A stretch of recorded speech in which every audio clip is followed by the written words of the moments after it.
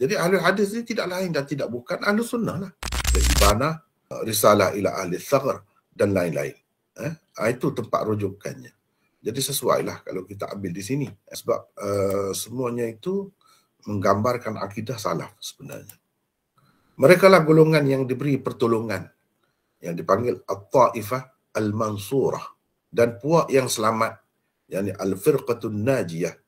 Yang tetap di atas ajaran Rasulullah SAW dan para sahabatnya.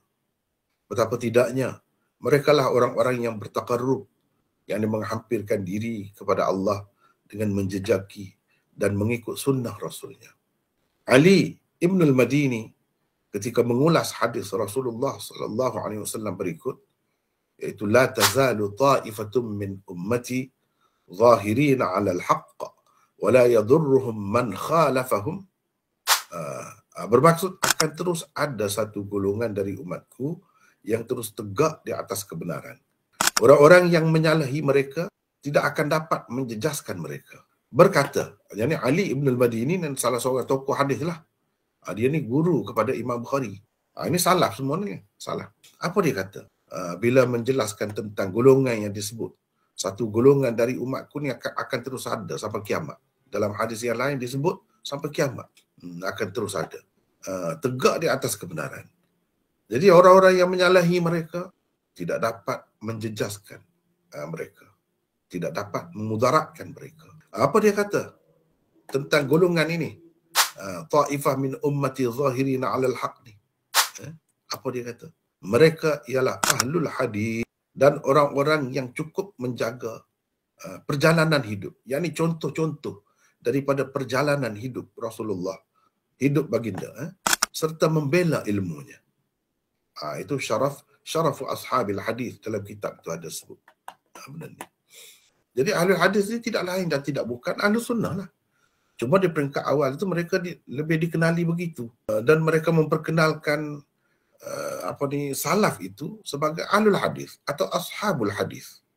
Kalau kita perhatikan, tengoklah mana-mana pun begitu.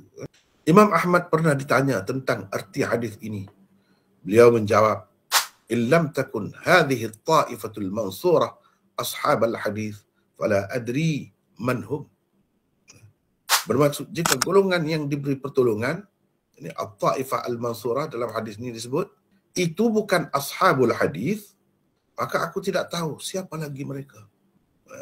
Maknanya bagi Imam Ahmad ini ashabul hadis lah, tak ada lain dah.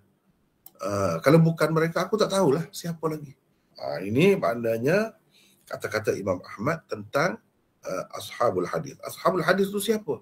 Imam-imam kita lah.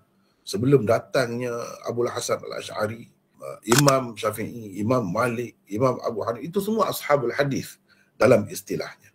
Barulah kita nampak perkaitan itu, kesinambungan akidah umat ini daripada zaman Rasulullah SAW pergi kepada sahabatnya, pergi kepada tabi'in dan tabi'in dan seterusnya sampai kepada zaman kita sekarang ni.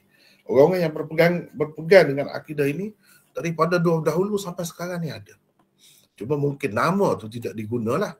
Jadi sehingga jadi masalah, dipertikaikan, dinafikan, disingkirkan daripada Ahlus Sunnah. Padahal inilah Ahlus Sunnah yang asal. Inilah ta'ifah min ummati zahirina 'alal haq. Dalam hadis ni At-Ta'ifah Al-Mansurah, siapa mereka? Ashabul hadis atau ahlul hadis. Dengan hadis yang sama saya bawakan, la tazalu ta'ifatum min ummati mansurin. Dalam riwayat ni, la yadurruhum man khadhalahum hatta taqum as-sa'ah. Ini lebih jelas lagi, sampai kiamat. Rasulullah SAW bersabda, akan terus, yakni sentiasa ada satu golongan dari umatku yang diberikan pertolongan oleh Allah. Itulah yang dikatakan At-Ta'ifah Al-Mansurah itu. Mereka tidak terjejas walaupun tidak ditolong orang hingga hari kiamat. Tak terjejas. Ahmad sebut ahlul hadis, itulah ahlus sunnah wal jamaah, dan orang-orang yang i'tiqadnya adalah menurut aliran ahlul hadis.